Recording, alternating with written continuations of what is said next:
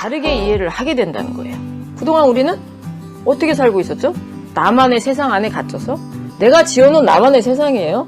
우리가 지어놓은 인식의 세계가 있어요.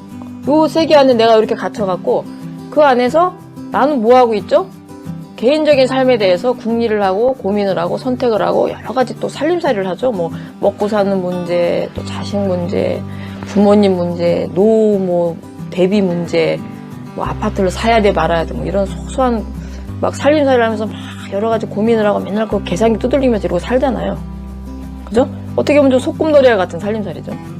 이렇게 요 작은 세계 안에서 내가 움직이는 것이 아니라 큰 전체를 보고 전체 안에 나로서 움직이는 상태가 되기 때문에 나는 이제 사적으로 더 이상 살 수가 없어요.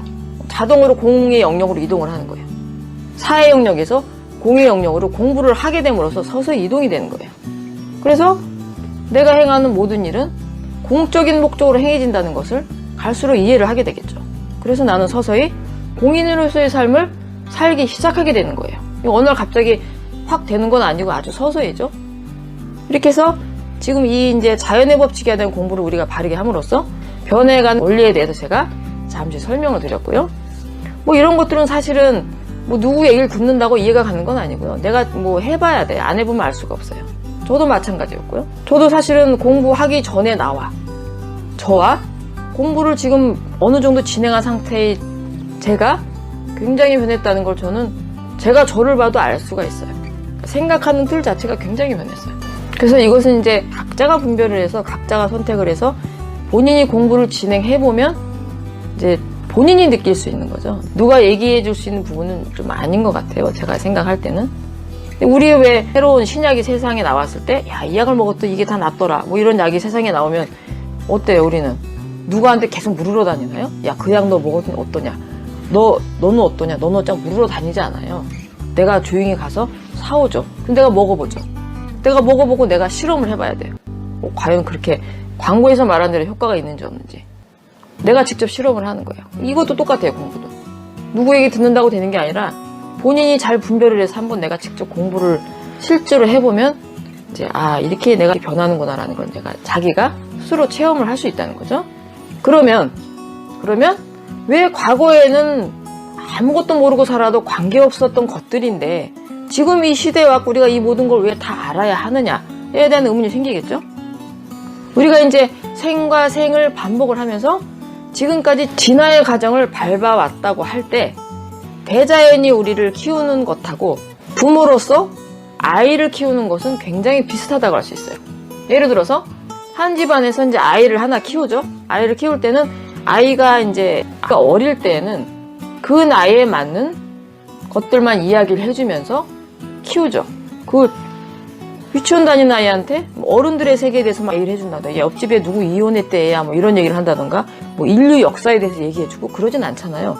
그 아이가 알아야 할 것만 이렇게 얘기를 해주고 보호를 해가면서 기본적인 공부를 할 수 있게끔 우리가 이제 케어를 하죠.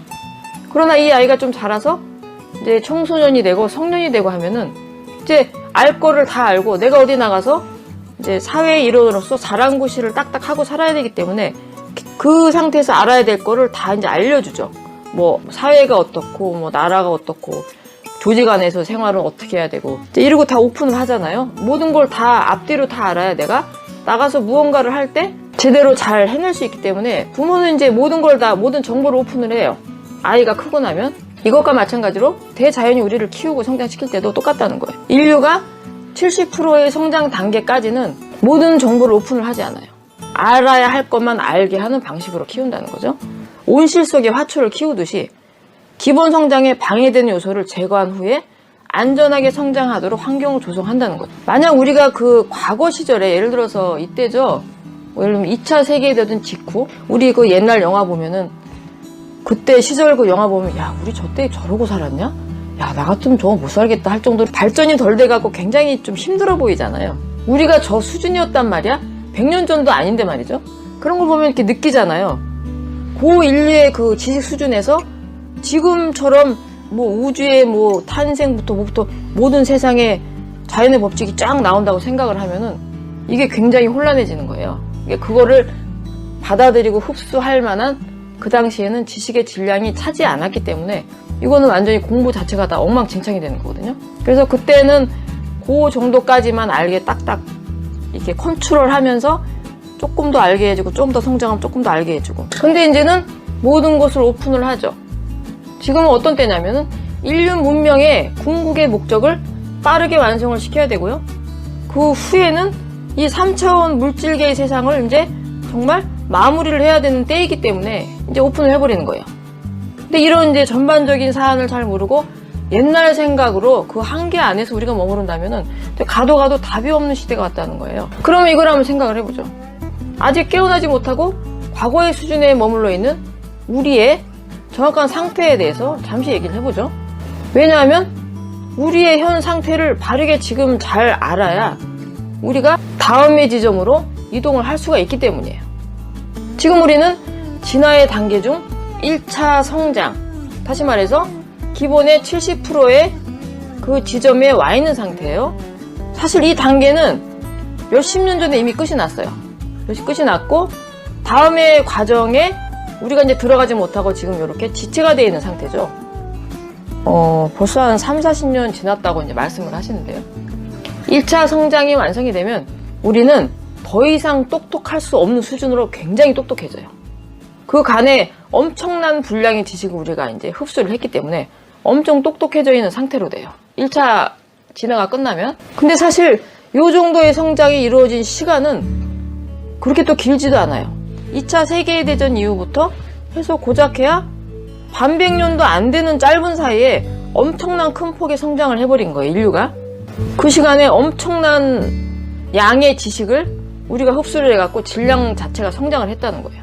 우리는 그 안에서 항상 살고 있으니까 못 느낄 뿐인데 그 인류 역사라는 것을 아예 통으로 딱 놓고서 멀리서 이렇게 보면은 태초부터 70% 그러니까 태초부터 2차 세계대전까지는 이게 슬로우 비디오처럼 굉장히 천천히 진행을 하다가 2차 세계대전에 와갖고 이게 굉장히 좀 빨라져요. 이렇게 막 빨라지는 거죠, 진행이.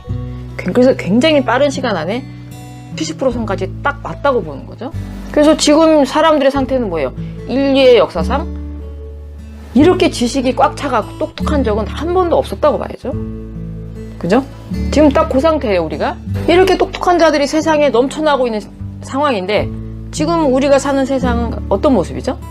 합리적으로 긍정적인 방향으로 잘 업그레이드가 되고 잘 굴러가고 있나요? 제가 볼 때 별로 그런 것 같지는 않아요. 그러면 도대체 그 이유는 뭘까요?